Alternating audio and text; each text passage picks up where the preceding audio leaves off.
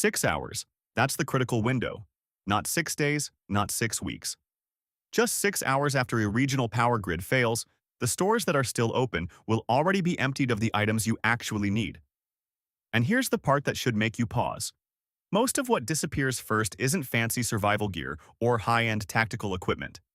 It's the everyday essentials, the things you stroll past in the grocery store every week thinking, I'll grab that next time. This isn't hypothetical. It's not some prepper forum speculation. We've now seen it happen in real life. On April 28, 2025, the entire Iberian Peninsula went dark.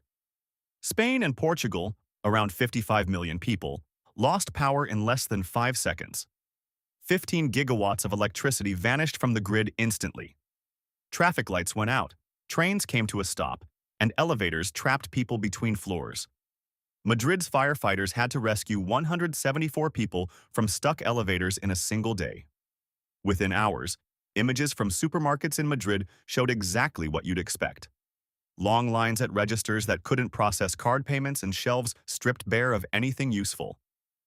And let's be clear, this wasn't a war zone. This wasn't a developing country with fragile infrastructure. This was Western Europe, two of the world's most developed nations, on a regular Monday afternoon, in broad daylight with mostly clear skies. These are countries with modern hospitals, high-speed trains, international airports, and a power grid that had worked perfectly the day before and the day after. Yet for roughly 10 hours, 55 million people got a harsh reminder of how thin the line is between normal life and complete chaos. The estimated economic loss for just that one day? Around $1.66 billion. Panic buying began almost immediately. People grabbed radios, bottled water, non-perishable food, anything they could carry. Some supermarkets had to shut down completely because their registers, inventory systems, and refrigeration all depended on the very grid that had failed. Stores that remained open could only take cash. And who even carries cash anymore? Then, fast forward to January this year. A major winter storm hit the eastern United States. The exact same pattern played out. Stores in Charlotte, Washington, D.C., and New York were emptied of water, batteries, and canned goods before the first snowflake even fell. People posted photos online showing completely bare shelves at Harris Teeter, Trader Joe's, and other local grocery chains. And remember, this was a storm with days of advanced warning. Forecasters had been talking about it all week. People had time to prepare, yet most waited until the very last minute. A grid collapse doesn't give you days to get ready. It gives you minutes, or maybe an hour or two if you're sharp enough to recognize what's happening immediately. So what disappears first? Based on real events, actual purchasing data, and patterns I've been tracking since 2012, the list is surprisingly consistent. Some of these items I've mentioned in other videos before, and yes, I repeat them on purpose. It's better to hear something important twice than to assume everyone caught it the first time. People need reminders far more than they need lectures. Knowing something and actually acting on it are two very different things. And if even one person watching this finally goes out and stocks up on something they've been putting off, then repeating it was worth it. Let's go through all 15 items. Number 1 on the list? Bottled water. Every single time. It doesn't matter what kind of crisis hits, whether it's a hurricane, a winter storm, a grid failure, an earthquake, or even a pandemic, water always disappears first. Always. Research from the University of Chicago, which looked at years of supermarket scanner data in hurricane-prone states, confirmed this. Bottled water sales spike faster and harder than any other emergency item. And it makes perfect sense. Water is essential to survival.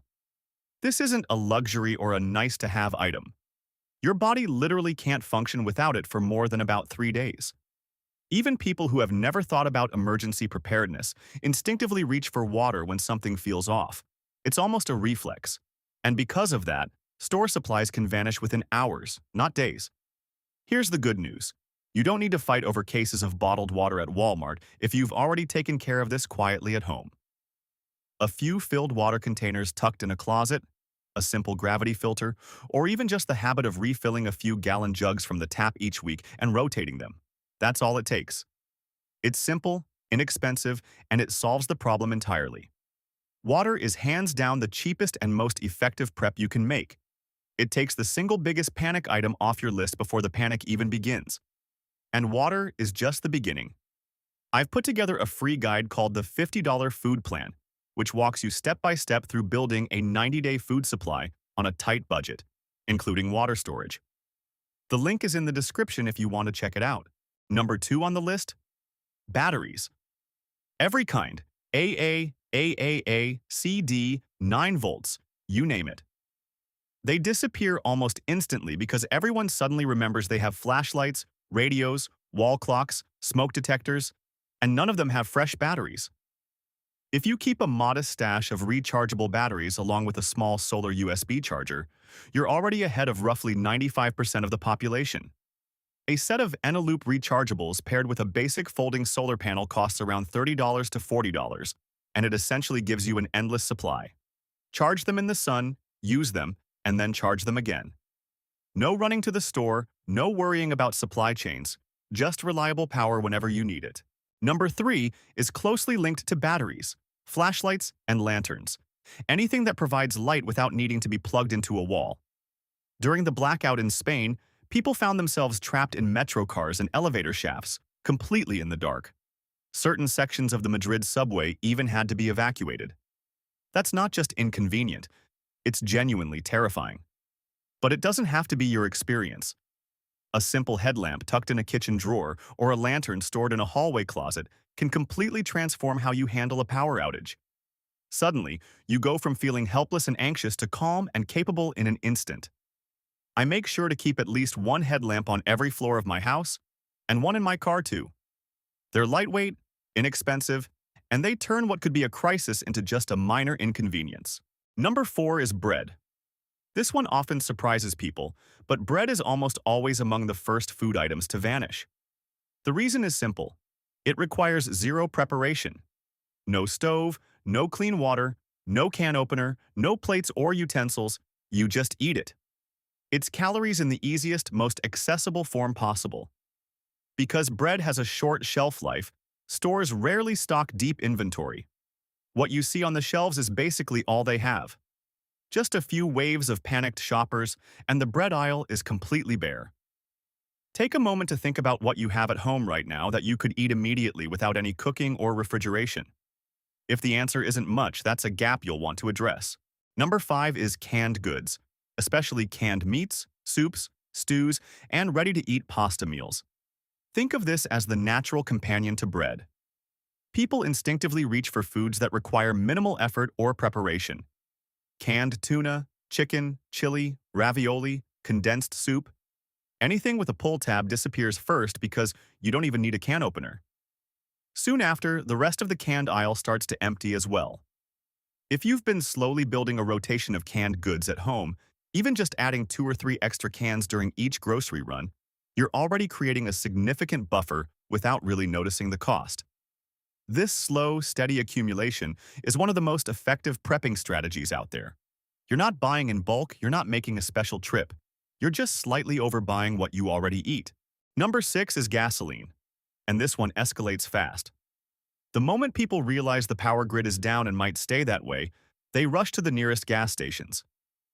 Here's the catch most people don't think about. Gas pumps need electricity to operate. The vast majority of stations don't have backup generators, so only a handful can actually pump fuel.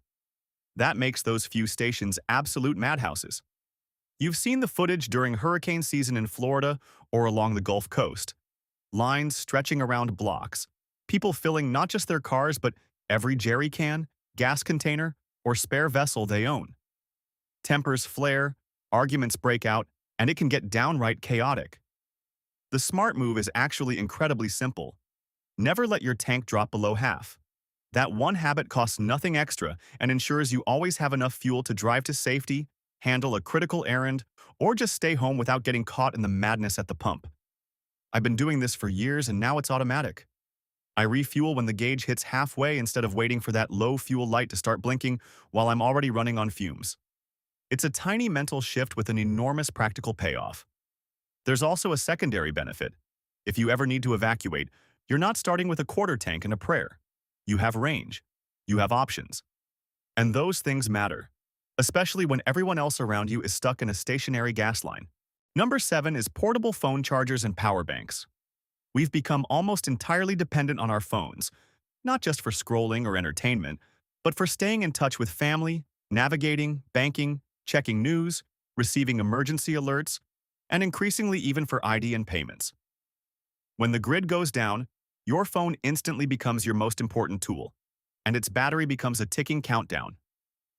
A fully charged 20,000 milliamp hour power bank can recharge a smartphone 4 or 5 times, enough to stretch a week if you use it carefully.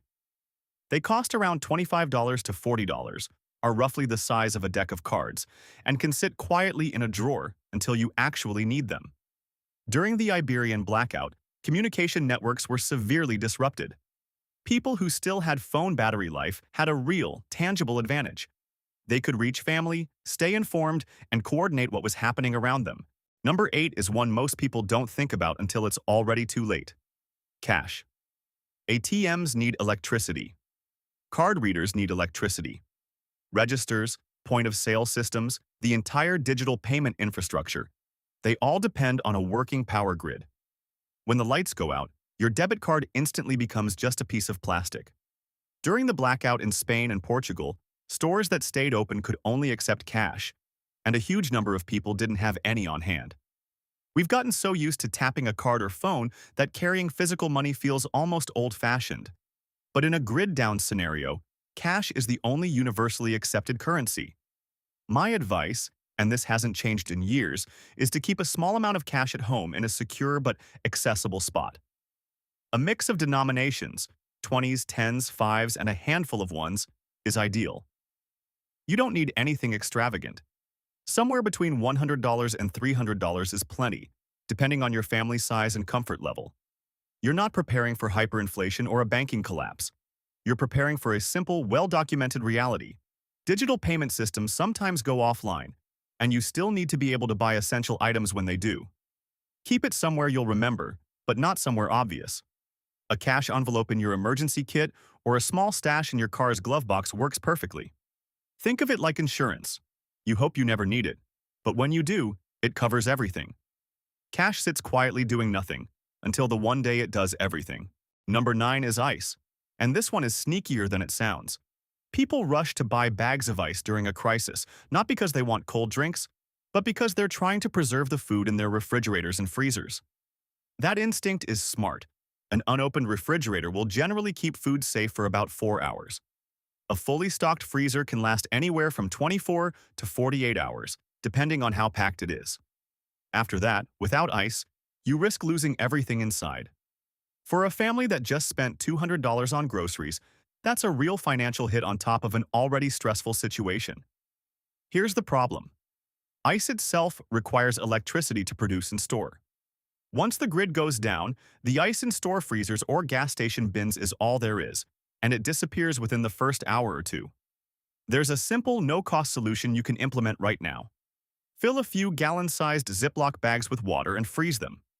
They'll freeze solid, help your freezer run more efficiently day to day, and in an emergency, your frozen food basically becomes its own cooling system. You can also freeze water bottles. They serve double duty, ice for your cooler now, and drinking water later as they melt. It's simple, free, and done well before any crisis hits. This is the kind of prep I love. There's literally no downside. Even if nothing ever goes wrong, your freezer works more efficiently, and you've set yourself up for a small but meaningful advantage. Number 10 is toilet paper. Yes, I know. We all remember the 2020 rush. But the reason this keeps happening isn't irrational. Toilet paper takes up an enormous amount of shelf space compared to how quickly it sells, so stores simply can't stock very deep. Their entire restocking system depends on steady, predictable buying patterns and regular deliveries. When 40 or 50 people suddenly panic buy multi-packs in just a couple of hours, it completely breaks that system. Shelves that looked full at noon can be empty by 2 o'clock. The solution is simple. Keep an extra package at home.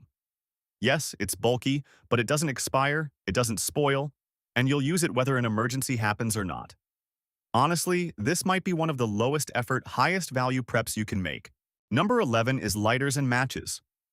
When the power goes out, people suddenly realize they might need a way to start a fire, for cooking, for warmth, or even just for light. and most don't have a reliable method ready. A simple BIC lighter costs about $2 and can produce thousands of strikes. A box of matches is even cheaper. Keep a few scattered around your home: a kitchen drawer, your emergency kit, the glove box of your car. This isn't a big investment. It's just pocket change that solves a fundamental problem. That free guide I mentioned earlier, the $50 food plan, also covers emergency meals you can prepare without any electricity or cooking fuel. That becomes a huge deal when your stove won't light and the microwave is dead. The link is below if you want to grab it. Number 12 is over-the-counter medications. Think pain relievers like ibuprofen or acetaminophen, antihistamines for allergies, anti-diarrheal medicine, which can become critical if water quality drops or unfamiliar food upsets your stomach, cold and flu remedies, and fever reducers for kids if you have little ones. Don't forget electrolyte packets, which most people overlook, but can be incredibly useful during physical exertion, heat exposure, or illness when medical care isn't immediately available. These items fly off shelves during emergencies, not just because people worry about getting sick, but because they suddenly remember they've been meaning to restock their medicine cabinet for months, and now the urgency hits all at once. Keeping a modest supply of the basics costs very little and can save you from genuinely miserable situations. Emergencies are stressful enough without dealing with a headache you can't treat or a stomach bug you can't manage. And if anyone in your household relies on prescription medication daily, even having a few extra days' supply on hand is worth discussing with your doctor. Most physicians understand the reasoning and will help you create a small, safe buffer. Number 13 is candles.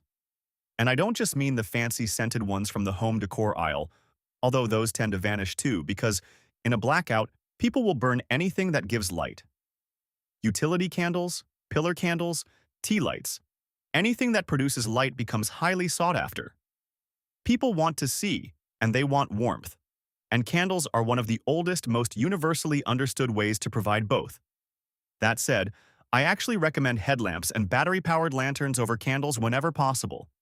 Open flames in a stressed household with kids or pets carry real risk. But candles still have their place as a backup, as long as you're smart about where you put them and never leave them unattended. Number 14 is portable cooking fuel.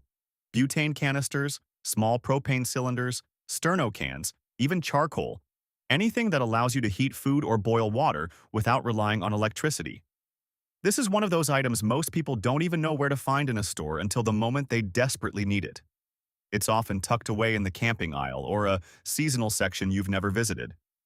A single portable butane stove with 4 or 5 canisters takes up less space than a shoebox, costs under $30, and gives you the ability to cook real meals for weeks. Having this completely changes the experience of an extended outage. The difference between eating cold canned soup in the dark and heating it up with some rice on a small stove is huge for morale, especially if you have kids. Warm food feels normal. It feels like control. And in a stressful situation, that matters more than most people realize. The most critical safety note, one I'll keep repeating, is this: never use combustion-based cooking fuel in an enclosed space without proper ventilation.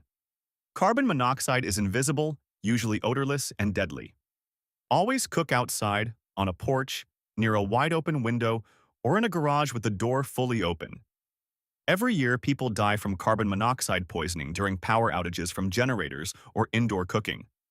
Don't become a statistic over a can of soup. Number 15 is baby supplies: formula, diapers, wipes, baby food. If you have an infant or toddler, you already know the low-grade anxiety that comes from running low on any of these, even on a typical Tuesday. Now imagine a grid-down scenario where stores are closed or emptied. The anxiety becomes real fear. Parents often buy in extreme bulk during emergencies because the stakes are so uniquely high. You can skip a meal as an adult, eat cold beans from a can, but a 6-month-old cannot. Maintaining a 2-week rolling buffer of essential baby items isn't paranoid or excessive. It's responsible parenting in a world where disruptions happen. Here's the bigger picture, and it's more important than any single item on the list. Look at what actually disappears first: water, bread, batteries, toilet paper, cash, canned food, lighters. These aren't specialty survival products. They aren't tactical gear, freeze-dried rations, or water purification systems. They're ordinary, everyday items people take for granted because they've always been available. Research on panic buying shows that once people see shelves starting to empty, it triggers a cascading effect. Even those who came for something unrelated start grabbing items they hadn't planned to buy, just because availability is shrinking. One behavioral finance researcher described it as a feedback loop. Scarcity creates more scarcity. The emptier the shelves look, the faster everyone else buys. That's why the 6-hour window is so aggressive. By the time most people hear about the situation, drive to the store, and get inside, the critical items are already gone. The only way to avoid that cycle? Don't need the store at all. The North American Electric Reliability Corporation, NERC, released its latest long-term reliability report in January. More than half of the U.S. now falls into a high-risk category for potential electricity shortages over the next 5 years, up from about a quarter just a few years ago. Demand is surging. Data centers, AI infrastructure, electrification of vehicles and heating, and population growth are straining the system. At the same time, dispatchable generation, the plants that run when you need them, is retiring faster than it's being replaced. The margin for error is shrinking.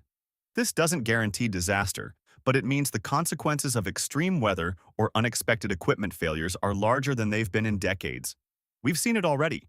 Texas in February 2021, millions without power in freezing temperatures, the Iberian Peninsula in April 2025, the January 2026 winter storm, Puerto Rico after Hurricane Maria, where parts of the island went months without reliable electricity. These are real events affecting real people who assumed the lights would stay on. Each time, the same items vanished first. The people who got through those events with the least stress weren't the ones with the largest stockpiles or the most expensive gear.